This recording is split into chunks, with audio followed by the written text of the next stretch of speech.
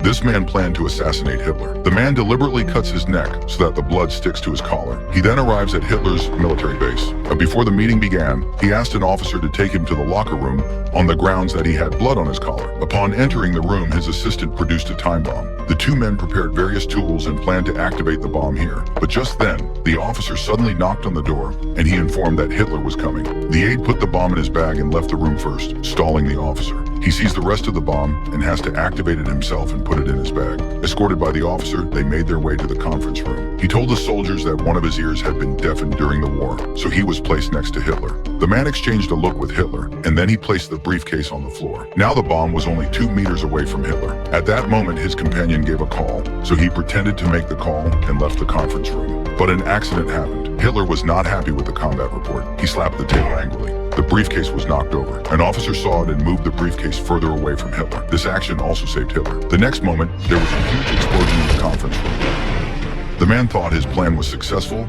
and immediately scrambled into his car and left. The man planned to overthrow Hitler's government. He took a plane to Berlin, but when he arrived at his destination, the organization was afraid to act because they weren't sure if Hitler was still alive. This made him very angry. He yelled angrily at his boss and told him that he was sure Hitler was in hell, so they began to stage a coup. They forged signatures and gave fake orders to the commander of the military unit. The military units then quickly took over the radio station and the SS headquarters. Finally, they took control of the Reichstag.